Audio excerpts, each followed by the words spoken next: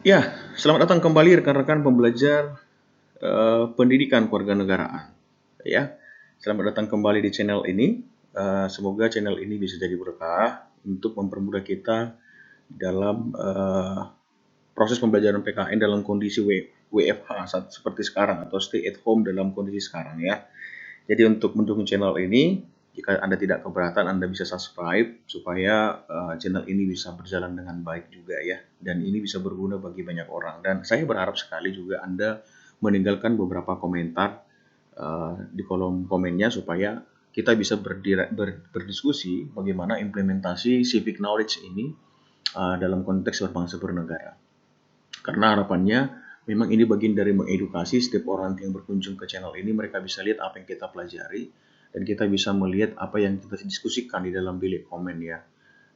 Jadi saya berharap seperti itu. Nah, dalam konteks pembelajaran PKN, kapan lalu kita sudah belajar soal ketahanan nasional, maka kita akan melanjutkan satu materi yang sangat penting yang dipahami oleh warga negara atau sebagai warga negara, yaitu berkenaan dengan natur dari sebuah negara itu sendiri atau natur berjalannya suatu negara itu. Kalau Anda nanti melihat atau mencari definisi negara, maka negara itu sering dinyatakan atau didefinisikan sebagai organisasi kekuasaan. Kenapa? Karena memang negara berjalan karena memang ada kekuasaan, saudara. Ya, kekuasaan itu tentunya yang menjadi bahan bakar untuk mencapai visi negara. Ya, kekuasaan itu bisa diperoleh dengan cara-cara tertentu yang sesuai dengan apa yang diaturkan dalam sebuah konstitusi, lalu dilegitimasi, setelah dilegitimasi, lalu dijalankan, setelah dijalankan kekuasaannya, maka kekuasaan itu juga akan dievaluasi apakah berjalan berdasarkan rule atau track yang sudah ditentukan. Nah, dalam konteks Indonesia, kita mengenal istilah demokrasi Pancasila, bahwa dalam proses menjalankan kekuasaan yang besar di negara ini, kita menganut atau memegang prinsip asas demokrasi. Nanti kita akan coba lihat apa itu demokrasi dan apa itu demokrasi Pancasila. Hal ini penting, ya, hal ini penting karena sering sekali ketika sumber kekuasaan itu tidak kekuasaan itu tidak jelas sumbernya dan tidak jelas arah proses mendukung kekuasaan tersebut atau memastikan kekuasaan itu terimplementasi, maka kemudian negara bisa dikatakan chaos dan tidak terarah. Ya, jadi ini pentingnya suatu demokrasi dalam sebuah negara yang sedang berjalan.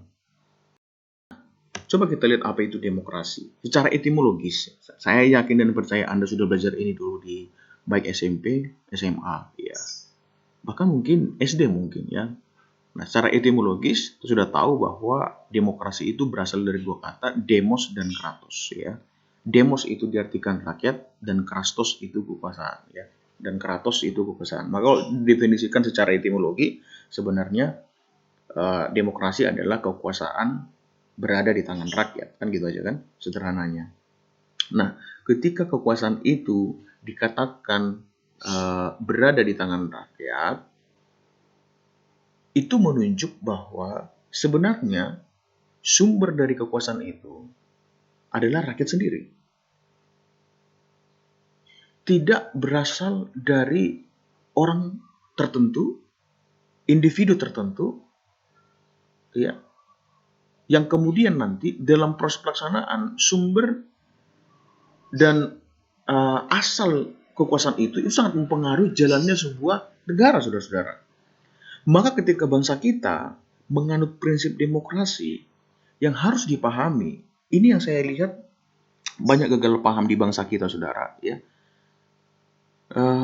contoh misalnya keberadaan anggota dewan misalnya. Saya selalu mengajarkan ini kepada mahasiswa saya.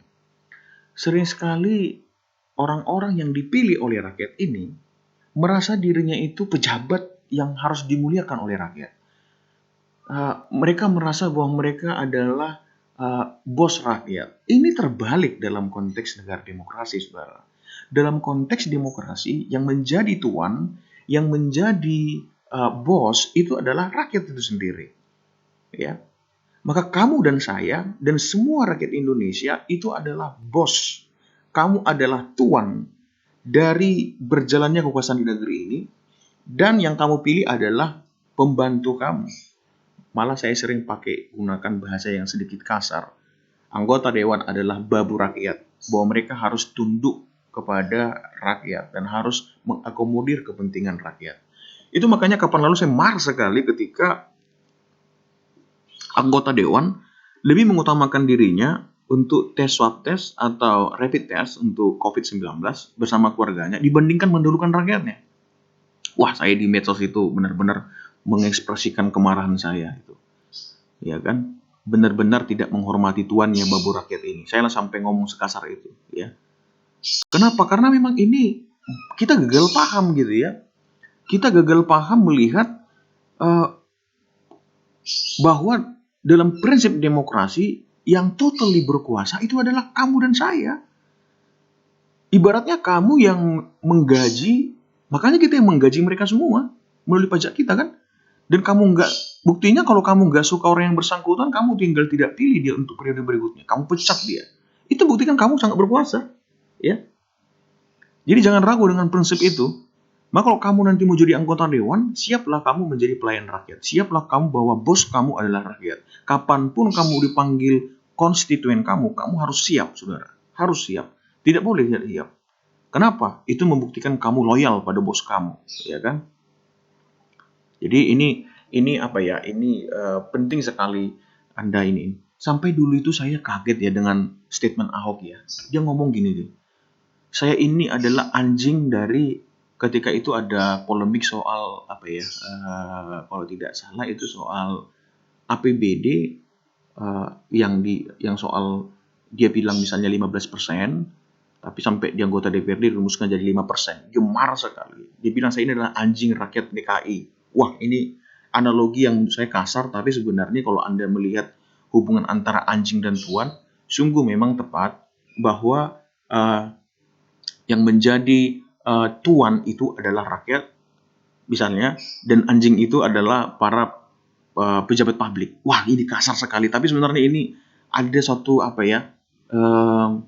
Ada satu analogi yang sangat dalam itu untuk bisa diimplementasikan dalam konteks negara kita, ya.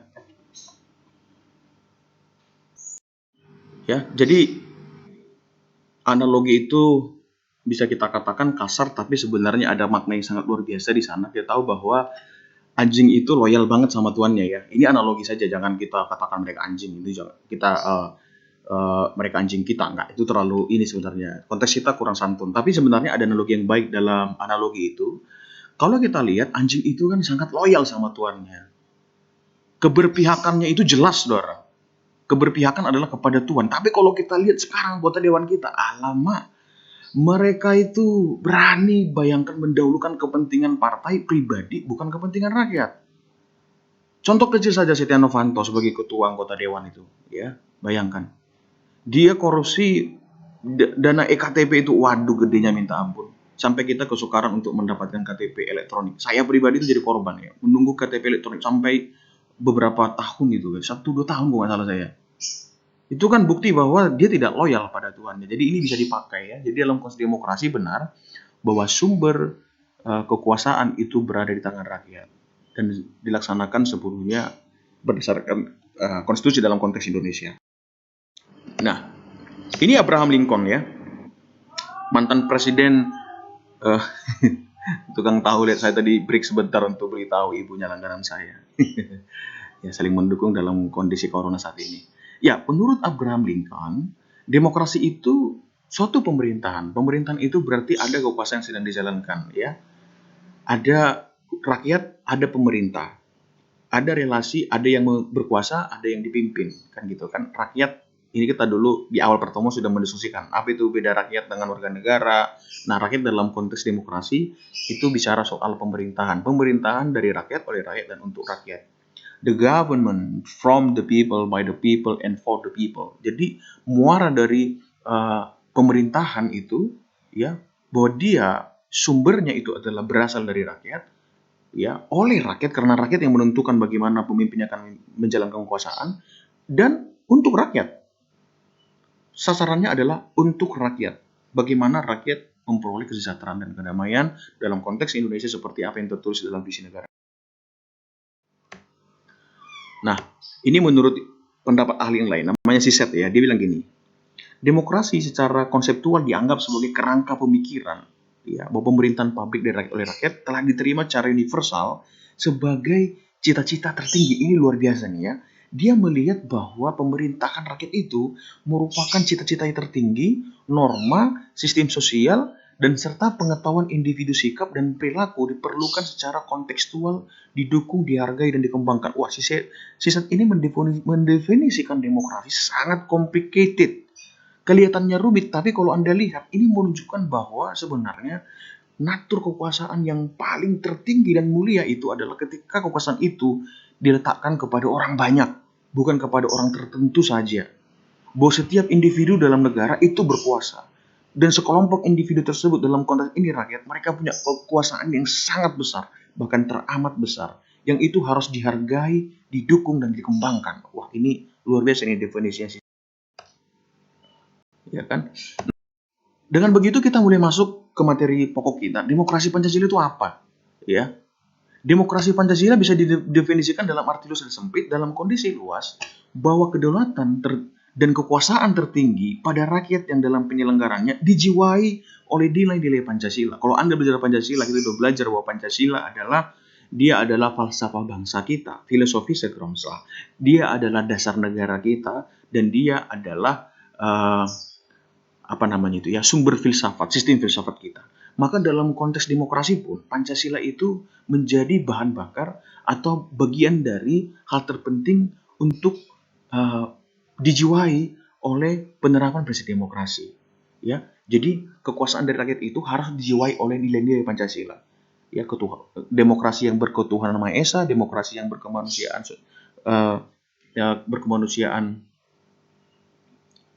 aduh sampai lupa saya karena ini saya baru banget ya. Kemanusiaan yang adil dan beradab, ya kan, demokrasi yang berpersatuan Indonesia, demokrasi yang berkerakyatan dipilih oleh hikmat kebijakan dalam pencatatan perwakilan, dan demokrasi yang berkeadilan sosial bagi seluruh rakyat Indonesia. Semua prinsip-prinsip dasar tersebut itu harus terimplementasi, terintegrasi di dalam berjalannya sebuah demokrasi. Dalam konteks pengertian demokrasi Pancasila dalam sempit, itu bahwa kedaulatan dilaksanakan berdasarkan hikmat kebijaksanaan dalam permusyawaratan perwakilan. Ini dalam arti sempit dia mengacu pada sila keempat saja. Kalau dalam luas dia dijiwai oleh semua sila, tapi dalam konteks demokrasi yang sempit itu dimiliki sila keempat saja. Kenapa? Karena itu yang merupakan jantung dari demokrasi. Ya. Kedaulatan rakyat yang dilaksanakan menurut hikmat kebijaksanaan dalam permusyawaratan perwakilan. Oleh karena itu dalam konteks demokrasi, lembaga MPR dan lembaga DPR, permusyawaratan dan perwakilan, itu tidak bisa dihilangkan dalam konteks demokrasi kita, karena itu bagian dari pengejahwantaan kekuasaan rakyat. Ya, ini contoh nilai-nilai Pancasila ya. Nilai dasarnya itu nanti kalau Anda belajar di Pancasila tentu akan familiar dengan istilah nilai dasar, nilai instrumental, dan nilai praksis. Ya, sila keempat, kerakyatan yang dipimpin oleh hikmat dan seterusnya. Itu nilai dasarnya nilai 4. Nilai instrumentalnya bahwa Undang-Undang Dasar 1945 hasil amandemen ayat 1, 2, 12 bahkan 31 tahun 2003 itu semua ya menjiwai apa yang diaturkan di dalam sila keempat ya. Itu semua tentang bagaimana menyuarakan atau bagaimana kita menyalurkan aspirasi rakyat kita untuk menjalankan kekuasaan undang-undang tersebut. Nilai praksisnya menggunakan hak pilih dalam pemilu presiden dan wakil presiden. Dalam tatanan praktis dalam konteks demokrasi bahwa kita lah yang memilih presiden dan wakil presiden, demikian juga memilih wakil rakyat kita. Contoh ini ya, contoh saja soal presiden.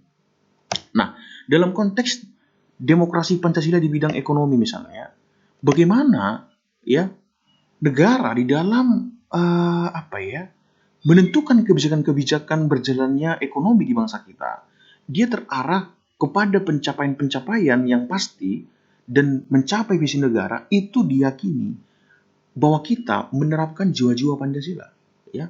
Jadi konteks kekuasaan itu, karena kekuasaan itu harus menyentuh semua lini dan bidang, dalam bidang ekonomi pun pembangunan ekonomi harus mengacu kepada spirit dan nilai dari Demikian juga di bidang kebudayaan, ya, bagaimana pemerintah mengakomodir kemajemukan bangsa kita, ya, dengan nilai-nilai yang terkandung dan terpelihara di dalamnya dengan baik. Ya, dalam kebudayaan juga seperti itu, ya, karena ingat demokrasi itu bicara kekuasaan dan kekuasaan itu menyentuh berbagai bidang dalam konteks budaya juga. Termasuk dalam konteks bidang-bidang yang lain juga, ya. Sebelum kita masuk ke sini, saya mau katakan ada bidang-bidang lain seperti pertahanan keamanan, hukum, politik, semua demokrasi dalam konteks demokrasi Pancasila, kekuasaan dalam semua bidang itu harus dijiwai oleh sila-sila yang ada di dalam sila 1 dan 5 sampai 5. Nah, dua aspek cara memandang demokrasi. Yang pertama, formal demokrasi. Bahwa demokrasi merupakan sistem pemerintahan. Sesederhana itu. Kalau bicara secara formal saja, maka demokrasi hanya merupakan bagian dari sistem pemerintahan. Sistem pemerintahan kamu apa? Oh, kami menganut sistem demokrasi. Kamu apa? Oh, kami memiliki sistem oligarki hanya kepada orang tertentu. Kamu apa? Oh, kami teokrasi. Bahwa kekuasaan berasal dari Tuhan. Oh, kamu apa lagi? Oh, kami sistem pemerintahannya itu khilafah. Nah, itu demokrasi adalah di luar itu semua, ya. Kalau yang lebih substansi, dia bagaimana proses demokrasi itu dilakukan. Bagaimana cara menjalankan demokrasi itu. Bagaimana pengejawentahannya, bagaimana pengimplementasian berjalan sebuah kekuasaan di sebuah negara. Nah, demokrasi itu ya bagi saya sangat penting sekali. Ya. Kenapa penting sekali? Karena yang pertama, ketika kita bicara soal bahwa rakyat ini berkuasa, maka itu bicara juga soal bagaimana HAM terlindungi, bagaimana kita menjunjung tinggi tujuan dan cita-cita nasional kita yang tertulis dalam pembukaan Undang-Undang Dasar kita, ya. Bagaimana mewujudkan masyarakat adil dan makmur, bagaimana untuk mewujudkan kesejahteraan umum, menjaga kehidupan bangsa, ikut masyarakat ketertiban dunia, ya kan? Itu semua dicapai dengan prinsip demokrasi. Jadi bisa terarah dan fokus di dalam proses pencapaiannya, ya. Akhirnya apa implikasinya? Adanya partai politik dan organisasi sosial politik berfungsi menyalurkan aspirasi rakyat. Bahwa akhirnya untuk aspirasi rakyat itu bisa terserap dengan baik, kita buat adanya partai politik, dan ada juga organisasi sosial politik dan berfungsi memberikan edukasi kepada masyarakat untuk menyalurkan kekuasaannya. Maka dalam konteks ini yang perlu kita pelajari seharusnya idealnya bahwa partai politik, organisasi politik, ya kan, mereka itu adalah bagian-bagian atau instrumen-instrumen yang memastikan bahwa prinsip demokrasi berjalan sebagaimana mestinya atau on the track.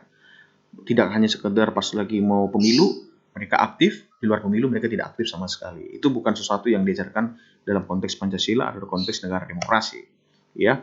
Nah, ini sebelumnya kekuasaan tertinggi itu berada di tangan MPR dulu. Kalau sekarang tidak, ya.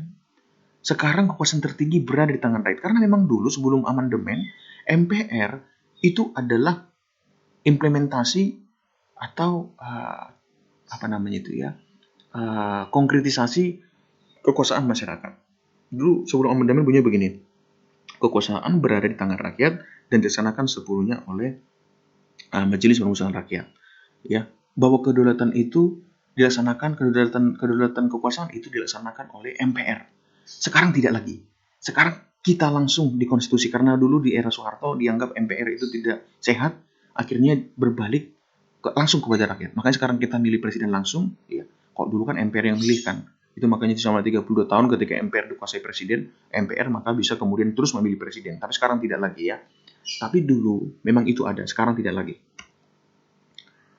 Ya, dasar musyawarah sampai sekarang jelas ini relevan, ya. Konteks demokrasi Pancasila bahwa kita mengedepankan musyawarah. Tapi sekarang lucu deh. Sekarang itu kita agak mengalami tantangan dalam konteks demokrasi selalu mengutamakan voting dibandingkan musyawarah. Lihat saja dalam konteks yang terkecil, pemilihan kades. Saya bingung sebingung-bingungnya. Kok bisa milih kades saya sekarang sudah di voting, pakai baliho segala macam. Ini kita mengalami distorsi kemunduran bagaimana implementasi nilai-nilai bermusyawarah. Padahal musyawarah merupakan hal mulia dan penting dalam suatu negara berprinsip demokrasi. Ya, ini harus sesuatu yang kita harus pelihara, paling tidak dalam lingkup terkecil di keluarga. Mari membiasakan bermusyawarah. Karena bermusyawarah itu mengedepankan kekeluargaan, tidak mengedepankan kepentingan. Konteks kades sekarang, kepala desa, semua berebut karena ada 1 miliar gitu kan. Mereka rela. Bahkan mungkin ada yang sampai melakukan praktik politik uang. Bahkan mungkin politik identitas. Wah, kacau. Itu level terendah. Padahal dulu kalau misalnya pemilihan kepala desa dengan musyawarah, udahlah Pak Udin aja. Enggak, jangan dong. Saya udah 2 tahun, gantian dong. Wah, enak sekali, gitu kan? Sekarang tidak. Ini yang hilang dari negara kita. Semuanya serba voting. Ya, jadi dalam konteks demokrasi kita mengalami kemunduran dalam konteks musyawarah. Ya. Ini dia ciri-ciri yang terakhir. Demokrasi, Pancasila, kedaulatan berada di tangan rakyat, berdasarkan keluarga dan gotong royong, sudah saya jelaskan ya, dan menghargai HAM. Ini kira-kira kesimpulan dari semua apa yang kita pelajari hari ini, dan tidak menganut sistem monopartai, tidak dikuasai oleh partai tertentu, karena rakyat harus bebas menyalurkan aspirasinya ya, dan mendahulukan kepentingan rakyat dan kepentingan umum. Nah, kalau kita lihat ciri-ciri demokrasi Pancasila ini, indah sekali sebenarnya kekuasaan harus dijalankan ya. Indah sekali bagaimana kekuasaan itu bagus sekali ya, bagus sekali, excellent sekali konteks Indonesia bahwa negara berhasil ya, negara berhasil mencapai visi negara kalau semua yang diterapkan, kalau semuanya berdasarkan kekeluargaan dan gotong royong. Bayangkan, hebat sekali ya. Menghadapi corona, pemerintah mengedepankan asas keluarga dan gotong royong, bagus, pasti bisa dicapai. Tapi kalau semua individualistik, mengamankan diri sendiri, kacau, kita bisa perang saudara nanti. Demikian juga menghargai HAM, ya, menghormati hak asasi manusia, menganut sistem monopartai, dan mendahulukan kepentingan rakyat. Ya, ini ciri-ciri demokrasi Pancasila. Ini merupakan summary dari semua yang kita di atas itu ya. Pertanyaannya adalah apakah Indonesia sudah menerapkan Pancasila, demokrasi Pancasila?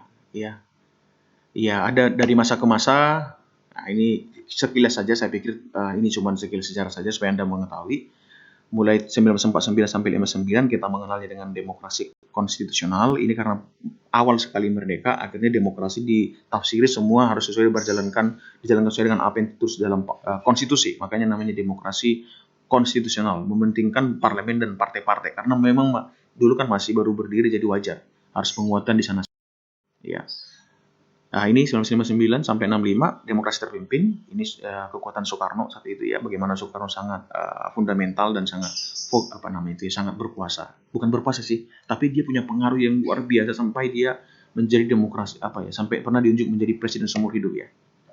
Demokrasi Pancasila. Nah, ini sampai 98 ya. Ini di eranya Soeharto menunjukkan sistem presidensil ya kan. Nah, sekarang itu masa reformasi, tegaknya demokrasi di Indonesia sebagai praktik politik terjadi pada bangsa. Ya, jadi sebenarnya masa reformasi ini saya mau lihat gini, sekarang masih gampang orang melihatnya. Apakah sekarang kita masih menganut sistem demokrasi Pancasila? Kalau saya melihat iya, kita masih sampai sekarang melihat masa reformasi, kurun waktu masa reformasi ini, beberapa prinsip demokrasi Pancasila itu masih tetap dijiwai dan memang harus demikian. Bukan sampai sekarang, tapi sampai kapanpun bangsa ini berdiri, karena Pancasila merupakan bagian dari penjiwaan bangsa kita, maka demokrasi menjadi sesuatu yang tidak bisa terpisahkan dari Pancasila. Ya, kenapa? Karena dalam praktiknya semua nilai sila kelima itu harus benar-benar terintegrasi dengan baik. Demokrasi yang berketuhanan yang Maha Esa, artinya bahwa pelaksanaan demokrasi itu dipertanggungjawabkan di depan Allah Subhanahu wa Ta'ala atau Tuhan yang Maha Esa. Demokrasi itu tidak bisa sedemikian dilecehkan begitu saja, tapi demokrasi itu makanya tidak mungkin ada praktik politik identitas menggunakan agama, karena demokrasi itu berketuhanan yang Maha Esa sebagai wujud citra penghormatan kepada Tuhan yang Maha Esa. Yang kedua, demokrasi yang berkemanusiaan yang adil dan beradab, bahwa demokrasi itu harus beradab, tidak boleh demokrasi yang tidak beradab, demokrasi yang tidak santun, tidak boleh. Persatuan Indonesia, demokrasi itu harus mengedepankan persatuan kesatuan bangsa, tidak boleh memecah belah. Makanya kita tolak politik identitas dan praktik politik yang tidak sesuai dengan Pancasila. Berikutnya itu praktik demokrasi yang mengedepankan musyawarah perwakilan, hikmat dan bijaksana. Jadi MPR perwakilan tetap dibutuhkan. Kalaupun kita benci dengan MPR, benci dengan DPR, tidak bisa dihapuskan. Karena dalam konteks demokrasi Pancasila, mereka dipastikan menjadi bagian dari pengwujudan kekuasaan rakyat itu sendiri. Demikian juga yang berkeadilan sosial bagi seluruh rakyat Indonesia. Bahwa demokrasi itu adalah dalam tatanan untuk mencapai keadilan dirasakan seluruh masyarakat Indonesia yang berkeadilan dari Sabang sampai Merauke.